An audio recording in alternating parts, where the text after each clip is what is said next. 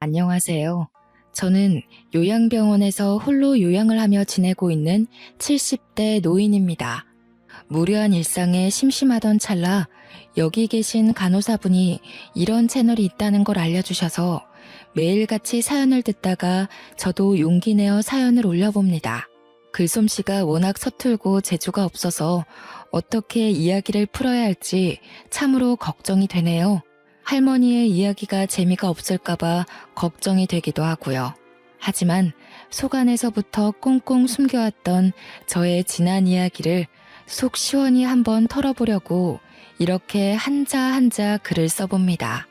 모쪼록 제 인생사 이야기 들어주시고 같이 공감도 해주시고 욕도 해주시고 하면 고마울 것 같습니다.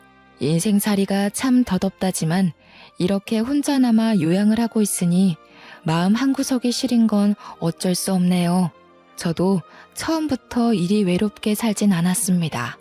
북적북적한 가족들과의 저녁 식사도 있었고 우리 아이 손잡고 꽃가옷을 사던 시절도 있었죠.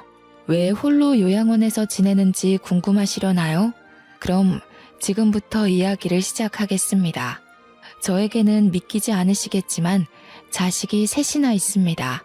각자 2살 터울씩인데 듬직한 아들 둘에 곱디고 온 딸 하나가 있죠. 남편이랑 얼마나 금슬이 좋았는지 대충 짐작이 가시나요? 없는 살림에 무리해서 자식을 셋이나 놓고 살 정도로 남편과 저는 행복했습니다.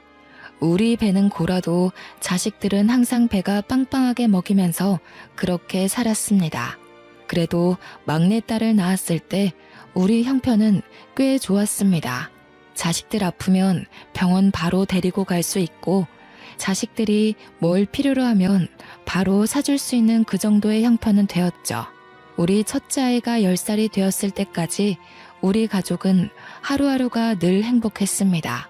동생들을 챙기는 첫째와 가운데서 개구진 모습으로 늘 장난을 치는 둘째, 그리고 애교가 넘쳐 흐르는 막내까지.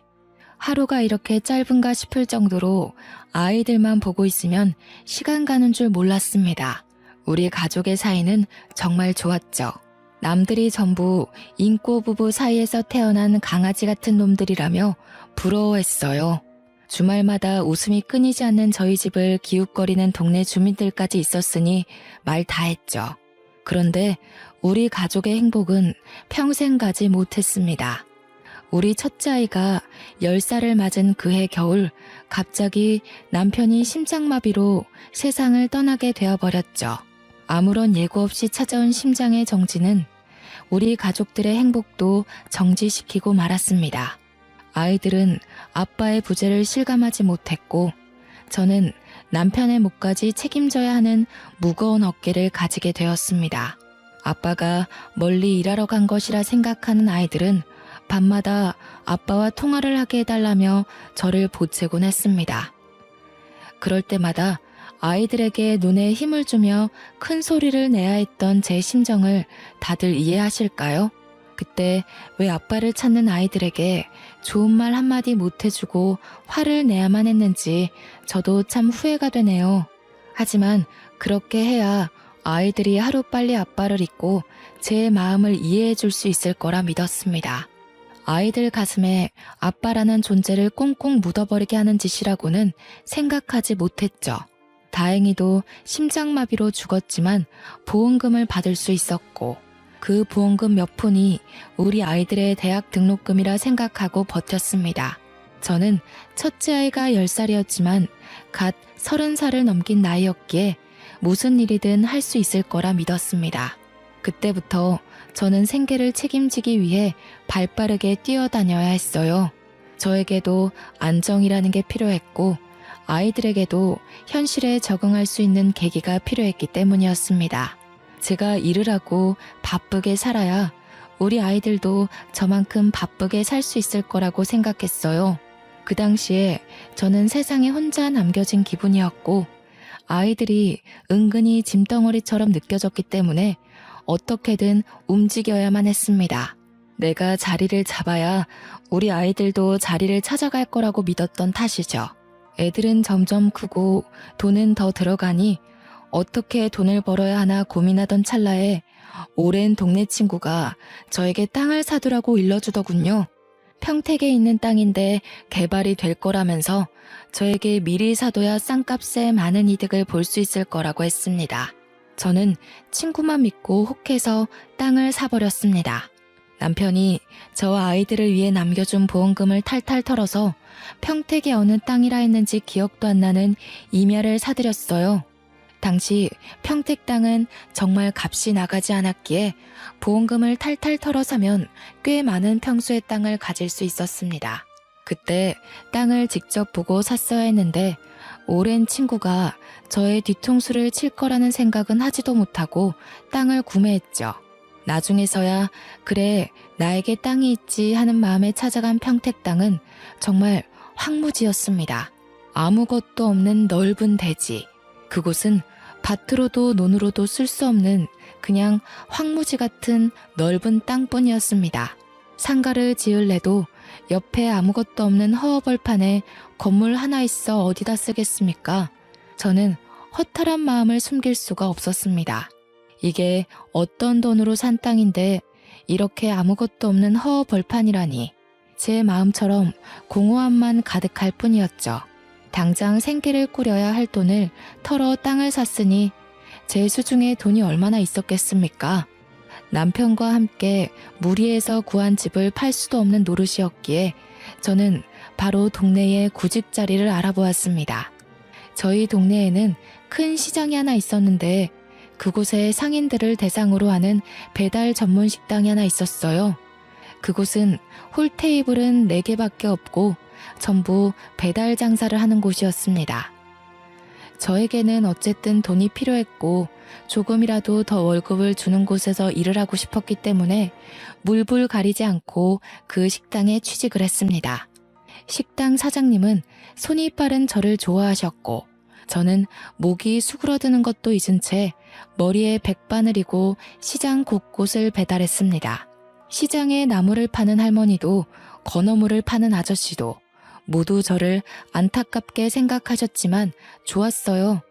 제가 불쌍해질수록 한 푼 더 쥐어주는 돈이 저를 행복하게 만들었거든요. 아이를 셋이나 키워야 하는 저는 아침 식당이 문 열 때부터 상인들이 문 닫는 시장 마감 시간까지 열심히 뛰어다녔습니다. 그런 저를 상인들이 참 예뻐해 주셨죠. 하지만 좋은 마음만 가지고 예뻐해 주시는 분들도 있는 한편 그렇지 않은 사람들도 있었습니다. 제가 정말 진절머리나게 생각하는 나무를 파는 할머니가 한 분 계셨습니다. 그 할머니는 억척스럽게 장사를 하기로 유명하신 분이었는데 그래도 나물 하나는 기가 막히게 다듬어 파셔서 종종 사러 오는 단골 손님들이 있었죠. 할머니는 주변 상인들에게도 꽤 미움을 받는 분이셨습니다. 아나무인에 성질머리 더럽고 욕도 잘하고 10원 한 푼까지도 지옥 끝까지 쫓아가서 받아낸다고 유명했습니다. 하지만 식당 주인이 음식 주문을 거절할 리 있겠습니까? 주인 부부는 저를 예뻐하셨지만 주문을 거절하시는 분들은 아니었죠.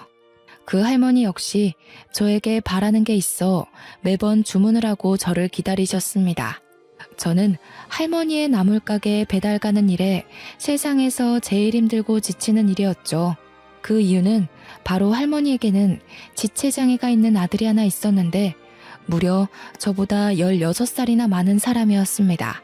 그 지체장애 아들은 할머니가 홀로 키우고 있었기 때문에 늘 나물가게 한 구석에 앉아서 혼자 장난을 치며 놀고 있었죠.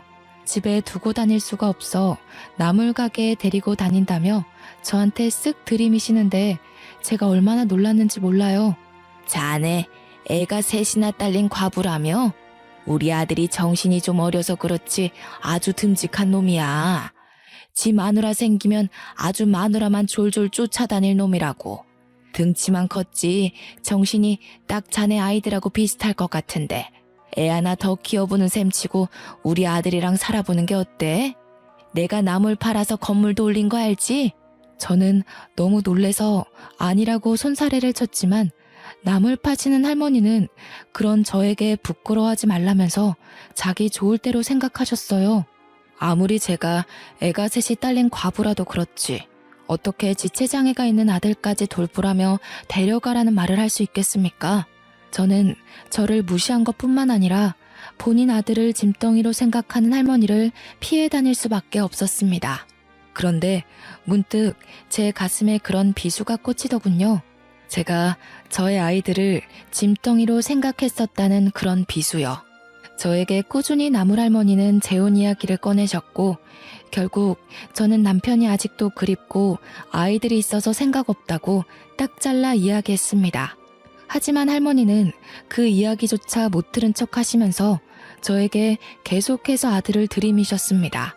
아들은 저를 자꾸 마주치니 어느 날부턴가 제가 배달을 가면 제 옆에서 서성이기도 하고 힘으로 저를 잡아당기기도 했습니다. 그럴 때마다 저는 정말 무섭기도 하고 소름이 끼치기도 해서 도망가고 싶어 죽을 지경이었습니다. 할머니는 밥값을 자꾸 미적이며 지불했습니다. 조금이라도 아들과 대화를 해보라는 이유에서였죠. 제가 계속해서 싫다, 부담스럽다, 저한테 이러지 마시라고 대꾸를 했지만 할머니는 콧방귀만 끼셨습니다. 저에게 돈이 없어서 식당 배달 일을 하는 주제에 눈이 너무 높아서 큰일이라는 겁니다. 결국 저는 식당 주인에게 이야기를 했지만 돌아오는 대답은 뭐 뻔했죠. 주문이 들어왔는데 거절을 할 수가 없다는 그런 이야기요. 저는 그 뒤로 더욱 단단히 정신을 차리고 배달을 다녔습니다. 혹여라도 할머니의 아들이 저에게 힘으로 무섭게 군다면 중요 부위라도 발로 차고 눈이라도 찔러서 도망쳐야겠다는 생각만 했죠. 그러던 어느 날 할머니가 저에게 이야기하시더군요. 작작 좀 튕기고 우리 아들 이제 좀 받아줄 때가 되지 않았나? 애가 셋이나 딸린 과부 주제에 뭘 자꾸 도망가고 앉았어? 어디 가도 이런 혼처 구하기 힘들어. 내가 자네 이름으로 건물 올려준다니까. 주위 이야기를 들어보니 할머니도 아들 치료비로 돈이 많이 나가는 상태라 건물 같은 건 올리지도 못했다고 하더군요. 저를 속이며 어떻게든 저를 아들과 엮으려는 심산이었던 거죠. 제가 건물을 준다고 하면 냉큼 혼인신고라도 할 줄 알았는지 쉼없이 들먹이는데 제가 넘어가질 않으니 조바심이 난 눈치였습니다. 그러면서 저에게 우리 아들한테 웃어주는 바람에 아들이 저를 색시로 생각하고 있다는 미친 소리까지 내뱉더라고요. 저는 할머니한테 도대체 저한테 왜 이러시는 거냐고, 저는 죽어도 싫다고 하지 않았냐고 음흉하게 저를 보는 것도 너무 소름 끼친다고 했습니다.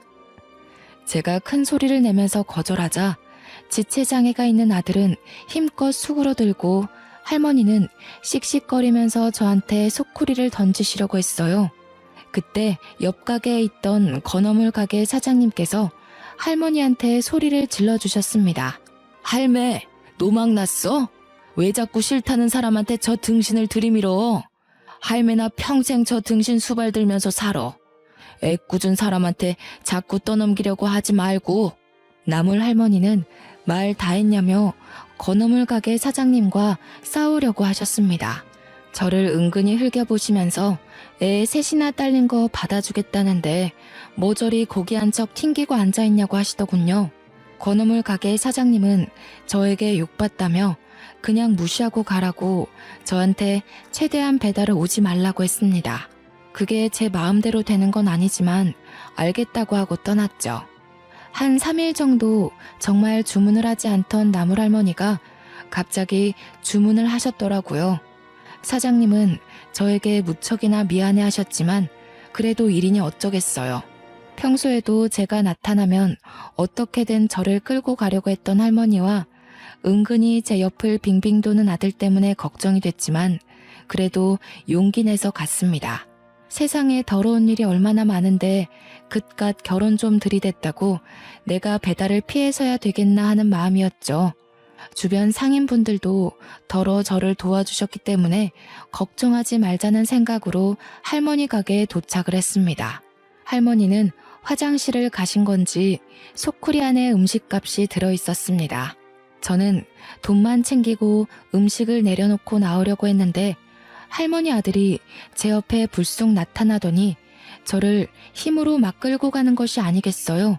저는 너무 놀라서 소리도 못 지르고 잡아당겨지는 대로 질질 끌려갔습니다. 가게 문 일부가 셔터에 내려가 있었는데 그 안쪽으로 저를 확 밀어넣는 겁니다. 그때서야 저는 정말 두려움을 느끼게 되었습니다. 이곳에서 무슨 일이 일어나도 셔터 안쪽 어두운 공간이라 보이지도 않겠다 싶었거든요. 순간 할머니가 일부러 화장실을 간다고 자리를 비운 건가 싶기도 했습니다. 아들이 힘으로 저를 어떻게든 해보려고 하면 할머니가 그 꼴을 보고 당장 결혼해라, 우리 아들을 깨어냈다 할 것 같았거든요. 저는 필사적으로 아들을 발로 차며 소리를 질렀습니다. 셔터 안쪽에서 소리를 치니 바깥에는 잘 들리지 않는 것 같더라고요. 저는 목이 쉬어라 계속해서 소리를 쳤습니다. 제발 살려주세요, 도와주세요 하면서 말이죠. 나중에는 눈물까지 나더라고요. 힘이 어찌나 센지 저한테 아무 말도 않고 죽죽 힘만 써대는데 정말 도망다니고 발버둥 치는 것도 한계가 있다는 걸 알았습니다. 옆에 있던 건어물 가게 사장님이 가게 안쪽이 소란스럽자 무슨 일 있나 싶어서 오셨다가 제가 소리치는 걸 듣고 아들의 뒤통수를 때려주셨어요. 깜짝 놀란 할머니 아들이 건어물 가게 사장님을 째려보자 사장님이 근처 상인들 다 들으라고 큰 소리를 쳤습니다. 어디 지네 엄마한테 못된 것만 쳐 배워가지고 이따위 짓을 하냐면서 동네 사람들 다 이 집 피해 다니라고 고래고래 소리를 치셨어요. 그러자 음식을 시켜놓고 나타나지도 않던 나물할머니가 헐레벌떡 뛰쳐나오더니 아니 무슨 그런 소리를 하고 다니냐고 건어물 가게 사장님이랑 싸우더라고요. 저는 그때 확신했습니다. 나물할머니가 이 모든 일을 꾸며놓고 일부러 나타나지 않았다는 것을 말이죠. 저는 서러움에 엉엉 울면서 가게에 돌아왔고 제가 배달을 가서 돌아오지 않으니 걱정하셨던 사장님 부부는 제 꼴을 보고 깜짝 놀라셨습니다. 그러더니 저한테 미안하다고 진심으로 사과를 하시며 배달일에서 빼주시고 저를 주방으로 돌려주셨습니다. 다행히 인원을 더 뽑으려고 했었다면서 주방에서 일을 해주는 게 좋겠다고 했어요. 며칠 뒤에 나물 할머니가 가게까지 찾아와서 일을 어찌 이리 크게 만드냐고 그냥 우리 아들이랑 결혼하면 됐잖아 라며 적반하장으로 굴었습니다. 가게 사장님은 할머니에게 소금을 뿌리면서 노망난 할매 주문 안 받아줄 거라면서 아들을 보호소에 보내던지 하라고 소리치셨죠. 나물할머니는 끝까지 지체장애가 있는 아들을 받아주지 않은 제 탓을 하셨지만 주변 상인들은 모두 제 편을 들어주셨습니다. 그 뒤로 주방에서 저는 음식을 만들기 시작했습니다.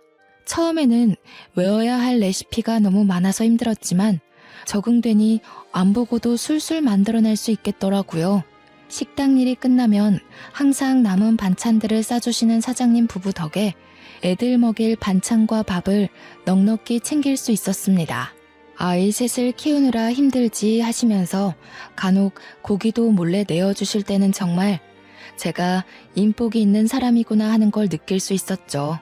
배려도 얼마나 많이 해주시는지 아이들의 소풍날이나 운동회 날에도 제가 아이들 도시락을 쌀 수 있도록 가게 주방을 내어주시는 분들이셨습니다. 제 아이들이 가게에 놀러오면 손에 꼭 1,000원이라도 쥐어주시던 사장님 부부셨어요. 우리 애들 정말 배 한 번 골아본 적 없이 든든하게 채워가면서 공부시켰습니다. 물론 과외나 학원 같은 데는 못 보내봤지만 애들이 알아서 스스로 공부를 잘해주었습니다. 다들 자식 농사 잘 지었다고 어찌 저리 똑똑하냐고 비법이 뭐냐고 물어볼 정도였어요. 우리 남편 닮았으니 똑똑하죠. 하고 대꾸하면 아직도 남편 타령이냐고 핀잔을 주시는 분들도 있었지만 대부분 저를 참 안타까워하면서도 대견하게 봐주셨어요.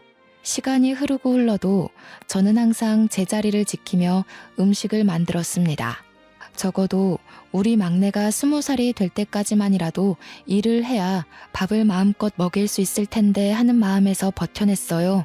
손에 화상을 입고 식당 일을 한다며 무시당하고 술 취한 취객이며 상인들이며 모두 저를 힘들게 할 때에도 저는 아이들을 생각하며 버텼습니다. 아침에 아이들 셋이서 알아서 양치질을 하고 옷을 꺼내 입고 가방을 챙겨서 학교를 다녀오고 집에 돌아와 시간을 보내며 공부하고 저녁밥은 아침에 나오기 전에 차려둔 차갑게 식은 그 밥을 아무런 불평 없이 먹고 제가 퇴근해서 돌아오면 그제서야 씻고 자는 우리 아이들.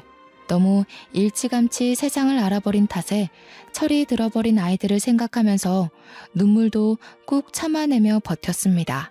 저는 그래야만 했어요. 남편을 일찍 보냈다는 이유로 그렇게 버텨야만 했습니다. 저는 그렇게 둘째 아이가 고등학교 3학년이 될 때까지 10년을 식당에서 일을 했습니다. 아이들이 중고등학생이 되니 정말 힘이 들긴 했습니다. 사춘기가 심하게 온 아이들은 엄마가 해준 게 뭐냐는 이야기를 서슴없이 내뱉기도 했고 저에게 돈이나 내놓으라며 날강도 짓을 하기도 했습니다. 한창 사랑이 필요한 시기에 제가 돈을 번다는 이유로 바빴으니 아이들이 저에게 낯을 가려도 할 말이 없는 수준이었죠. 저는 그런 아이들에게 회초리도 들어보고 사탕 발린 말로 달래보기도 했지만 사실 쉽지 않더군요. 점점 커진 아들 둘은 저에게 대면대면하게 굴었고 막내딸은 저에게 살갑게 하고 싶어 했지만 머뭇거리더군요. 그래도 저는 아이들을 키워내기 위해 어쩔 수 없는 선택이었다고 저 스스로를 변호할 수밖에 없었죠. 둘째 아이의 수능이 가까워진 어느 날 저는 식당을 인수받게 되었습니다. 사장님 부부는 식당 일 하면서 돈 많이 벌었다고 저에게 이 자리 이 가격으로 주기 쉽지 않다고 하셨어요. 제가 일하면서도 매출을 확인했을 때 정말 장사가 잘 됨을 느끼기도 했고 사장님이 이제 외국 가서 자식들이랑 살 거라고 정리하는 걸 보니 저도 혹했습니다. 그래서 참 우리 아들의 대학 등록금 모아두었던 적금을 깨서 식당을 인수했습니다. 어차피 돈이야 벌면 된다고 생각했던 거죠. 첫째 아들은 바로 군대에 가버렸습니다. 제가 식당 인수받느라 돈을 썼기 때문에 군대에 가서 돈이라도 모아오겠다는 말을 남기고 떠났습니다. 홀로 논산훈련소에 도착했다며 저에게 전화가 왔을 때는 정말 가슴이 미어지는 기분이 들었죠. 아들은 덤덤했습니다. 저에게 돈 많이 벌어두라며 군대에서 착실하게 모아오겠다며 대한민국 남자들은 누구나 가는 거라고 오히려 저를 안심시키더군요. 그러면서 저에게 그동안 말도 안 듣고 엇나가서 죄송하다고 했습니다. 저에게 대면대면했던 아들들이지만 그래도 공부 하나는 착실하게 했던 놈들이라 저는 그런 마음 갖지 말라고 했어요. 우리 아들과 딸 어디에 내놔도 자랑스럽고 든든하다고요. 첫째 아들이 대학 등록금이 부담스러워 군대에 떠나고 둘째 아들도 대학에 합격했습니다. 둘째 아들이 군대에 갈 땐 첫째 아들이 제대를 했고 막내딸도 대학에 들어가게 되었죠. 모두들 서울에 있는 학교에 철썩 붙어버린 덕에 자취 비용이 따로 들지 않았고 장학금도 근근히 챙겨와 부담되지 않았습니다. 무엇보다도 제가 인수한 식당은 여전히 잘 되고 있었고 저는 돈 걱정 없이 성인이 된 아이들을 지원할 수 있게 되었죠. 저는 장사를 하며 현금을 쓸어 모으기 시작했습니다. 왜냐하면 시장 특성상 현금으로 거래를 했기 때문입니다. 다들 주머니에서 현금을 꺼내 밥값을 결제해 주신 덕분에 제 통장 잔고도 점차 늘어났죠. 첫째 아들은 대학을 졸업하고 공무원 시험을 봐서 합격을 했고 둘째 아이도 대학 졸업을 마친 상태였습니다. 막내 또한 졸업을 앞두고 취업 준비를 하고 있었죠. 우리 가족에게는 어느 정도 여유가 생겼고 다시 화목해질 일만 남았다고 생각했습니다. 그런데 첫째 아들이 어느 날부턴가 저와 말을 섞지 않기 시작했습니다. 저는 다시 사춘기 시절의 기억이 떠올라 조금 아들이 무서워지기 시작했죠. 저에게 엄마가 해준 게 뭐가 있냐며 대들던 그 모습이 자꾸 떠올랐어요. 제가 눈치를 보기 시작하고 얼마 지나지 않아서 첫째 아들이 술에 취해 집으로 오는 날이 많아졌습니다. 공무원 일을 하면서 뭔가 힘든 게 있나 싶으면서도 아들은 저에게 속내를 털어놓지 않으니 자꾸만 신경이 쓰이곤 했습니다. 그렇게 날이 선 시간을 보내던 어느 날 국세청 세무조사가 나오더니 저에게 어마어마한 벌금과 세금을 물리더라고요. 이유인 즉슨 시장 특성상 현금 거래가 잦은데 제가 현금 영수증을 끊어준 적 없이 돈을 모두 가로챘다는 이유였습니다. 제가 세금을 내지 않았기 때문에 탈세를 했다는 이유였어요. 저는 단지 무식해서 몰랐던 것뿐인데 그걸 해야 된다는 걸 놓친 것뿐인데 저에게 벌금과 세금을 물리니 억울했습니다. 앞으로는 꼬박꼬박 할게요 라고 몇 번이고 용서를 구했지만 나란 일 하는 사람들이 호락호락하지 않더군요. 이전 사장님도 저와 똑같이 장사를 했는데 왜 저한테만 이러는지 이해를 할 수 없었지만 제가 잘못한 거라고 하니 참았습니다. 그런데 일이 거기서 끝이 아니었어요. 탈세는 제가 했는데 우리 첫째 아들에게도 꼬리표가 따라붙기 시작한 것이었습니다. 제가 탈세 혐의를 받자 세금 업무를 보던 아들은 근무하던 곳에서 엄청난 압박을 받았다고 하더군요. 그러더니 결국 버티지 못하고 그 귀한 공무원 자리를 내려놓고 허구한 날 집에서 술만 처먹다가 저를 원망하며 시간을 보냈습니다. 저 때문에 근무지에서 버틸 수가 없었다면서 왜 탈세를 했냐고 울면서 저에게 이야기를 하는데 저는 할 수 있는 말이 없었습니다. 제가 할 수 있는 일이란 아들에게 매일 아침 술값을 쥐어주고 출근하는 것뿐이었어요. 아들은 저에게 탈세한 더러운 돈이라고 하면서도 그 술값을 챙겨 술을 마셨습니다. 첫째 아들이 망가져가는 사이 둘째 아들은 중소기업에 취직해서 착실한 하루를 보냈고 막내딸은 백화점에 취직했습니다. 각자 자리에서 열심히 일을 하는 동안에도 첫째는 자긴 결혼도 못할 거라면서 술에 취해 살다가 간암에 걸리고 말았습니다. 술을 그렇게 마셔댔으니 당연히 몸이 성치 않을 것이라 생각을 하면서도 아들을 살피지 못한 제가 죄인이었죠. 일이 바쁘다는 이유로 술만 먹는 아들에게 잔소리 한번 못한 저는 간암이라는 아들의 말에 오열을 할 수밖에 없었습니다. 그때도 아들은 제 탓을 하더라고요. 엄마가 술값을 쥐어주지만 않았어도 이렇게 술을 먹지 않았을 거라고요. 나이 30살의 간암이라 하니 저는 정말 하늘이 무너지는 기분이었습니다. 우리 아들 나이에 저는 과부가 되었는데 우리 아들은 나이 30살에 간암에 걸리는구나. 이게 무슨 개떡 같은 운명인가 하면서요. 저는 현실을 잊고 싶어 더욱 식당 일에 매달렸습니다. 그럴수록 우리 아들은 말라갔고 죽어갔습니다. 결국 투병 생활을 하느라 저는 모아두었던 모든 돈을 꺼내어 최고의 의료진에게 치료를 받을 수 있도록 노력했습니다. 하지만 아들은 이미 자기 인생을 비관하기 시작했고 살 이유가 없다면서 하나둘 손에서 모든 걸 놓았습니다. 살아내려는 의지가 없으니 당연히 병마와의 싸움에서 지고 말았습니다. 투병 2년 만에 우리 아들은 아버지가 있는 하늘나라로 떠나버렸죠. 저는 큰아들을 그렇게 보내고 하염없이 울었습니다. 하늘은 뭐가 그리 급해서 우리 아들 한창 나이에 데려가느냐고. 내가 이렇게 고생고생하며 하루를 버티고 사는데 어찌 이런 시련을 주시냐고 원망을 했죠. 하지만 시간은 또 흐르더군요. 첫째 아들이 그렇게 허망하게 세상을 떠났지만 그래도 뱅뱅 도는 시계는 여전히 움직이고 있었습니다. 둘째 아들과 막내딸도 나이가 차니 결혼을 하겠다고 했습니다.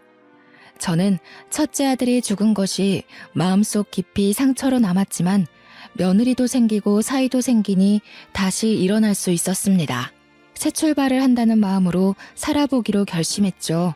손주들 많이 낳고 북적북적하게 잘 살아다오 하는 말로 두 아이를 시집장가 보냈습니다. 제 말이 씨가 됐는지 막내딸내는 아들 하나 딸 하나 낳고 잘 살고 있었는데 아들네 집에서는 도통 아이 소식이 없었습니다. 저는 시어머니가 시집살이 시킨다는 소리를 듣지 않기 위해서 며느리에게 단 한 번도 아이로 스트레스를 주지 않았습니다. 아이를 낳지 않고 살아가는 사람들도 있다고 하니 그냥 그런가 보다 하고 넘어갔어요. 물론 아들을 똑 닮은 손주를 보고 싶은 마음이 있었음에도 제가 잔소리를 하는 순간 시가에서 귀찮게 한다는 이야기를 들을까봐 꾹 참았어요. 하지만 궁금한 건 어쩔 수 없어 은근히 며느리에게 한번 물어보니 며느리가 제게 성질을 팍 내더라고요. 우리 아들이 불임이었던 것이었어요. 씨가 없는 수박이라고 그러더군요. 아이를 가질 수 없는 몸이라고 병원에 가서 검사까지 했다고 하는데 저는 정말 믿을 수가 없었습니다.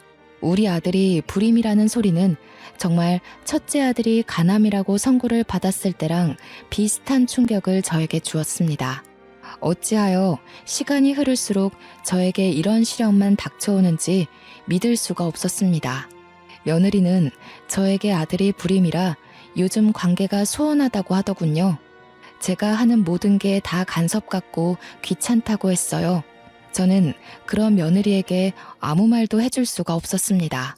우리 아들이 불임인데 제가 뭐라 위로를 덧붙이겠나요? 며느리에게 바깥에서 아이를 낳아오라고 할 수도 없는 처지 아니겠습니까? 저는 모든 걸 감내하며 버텨야 된다고 생각했습니다. 시간이 지날수록 통장 잔고는 불어나지만 외로워지는 건 어쩔 수가 없었습니다. 그런데 이 불임인 아들놈이 아주 미친 짓을 하고 다녔더라고요. 며느리랑 관계가 소원해지니 다른 곳으로 눈을 돌렸던 것이죠. 바람을 피고 다니다가 며느리에게 딱 걸리고 말았던 것입니다.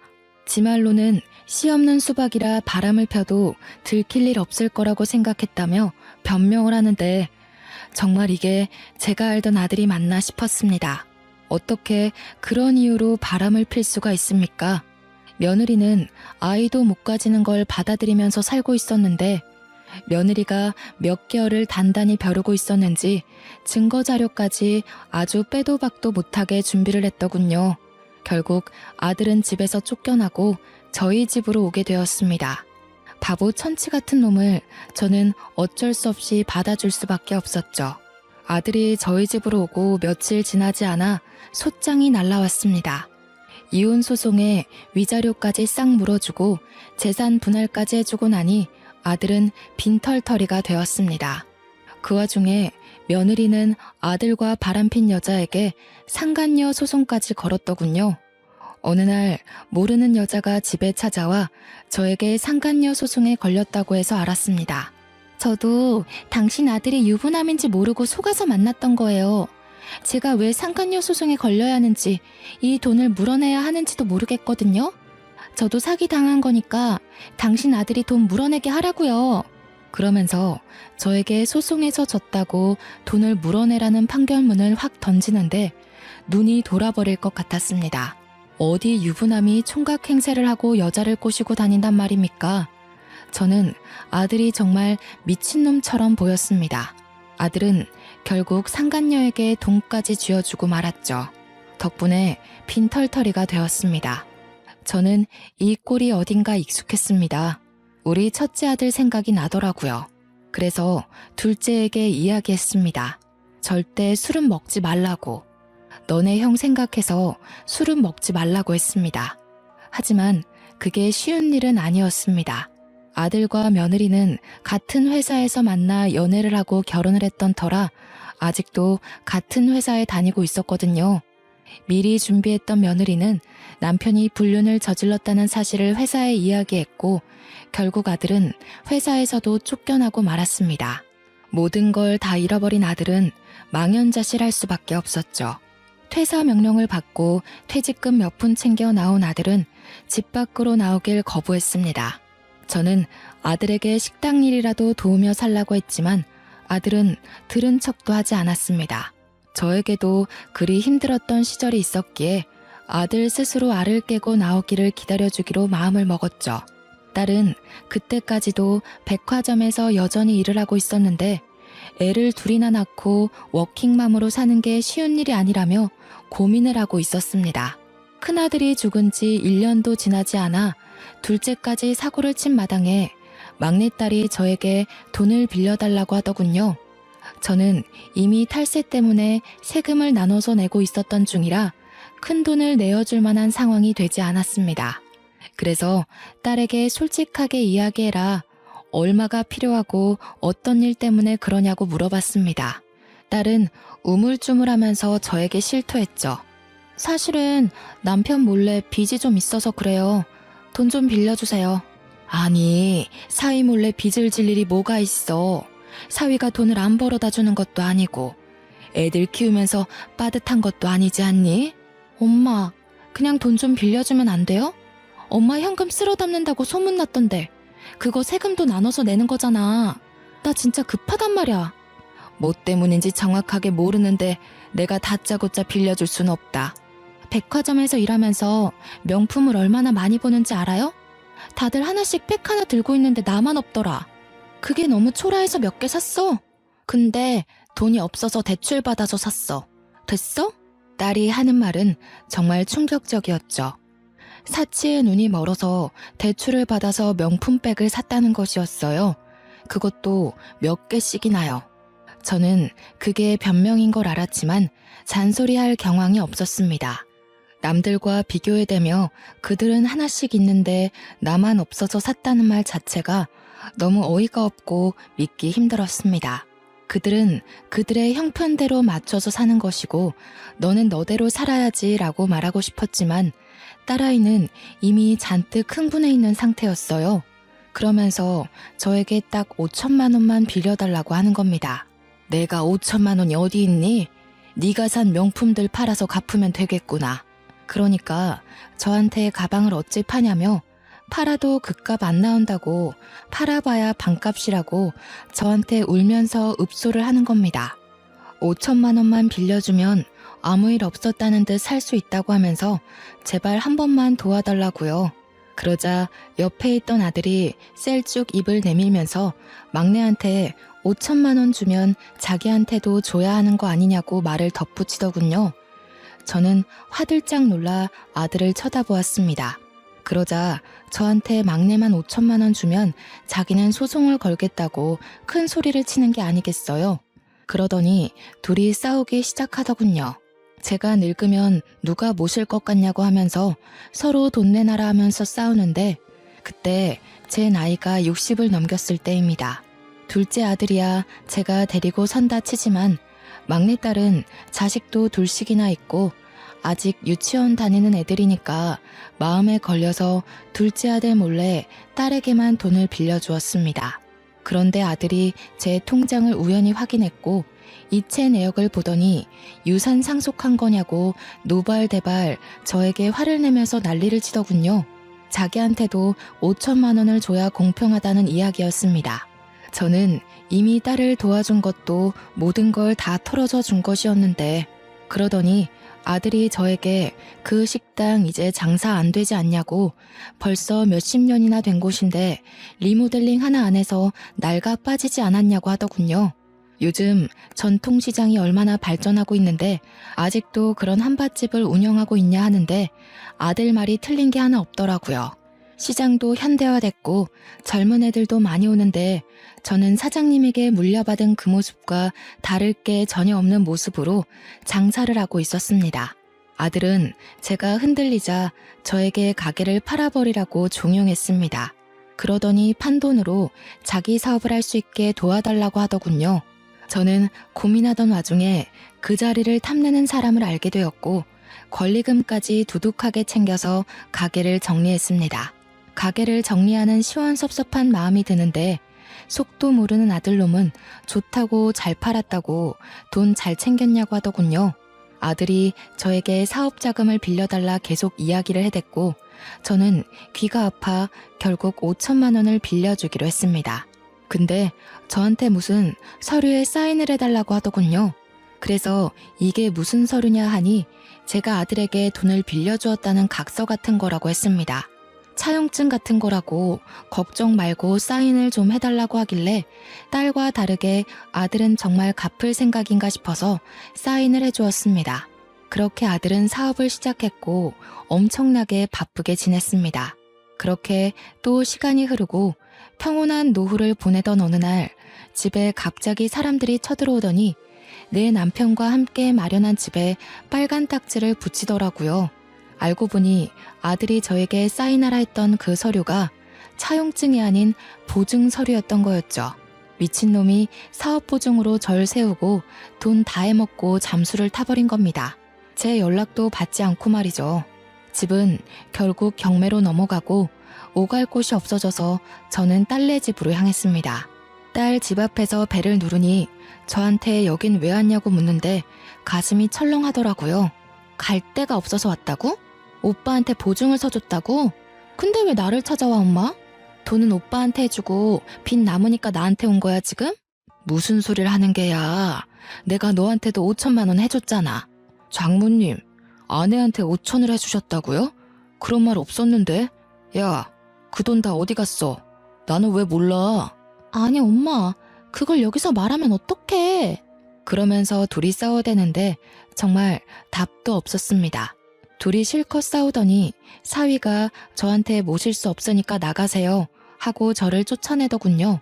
딸도 문을 쾅 닫아버리는데 이게 무슨 일인가 싶고 결국 저는 오갈 데가 없어서 동네 경로원 같은 데서 잠이 들었습니다.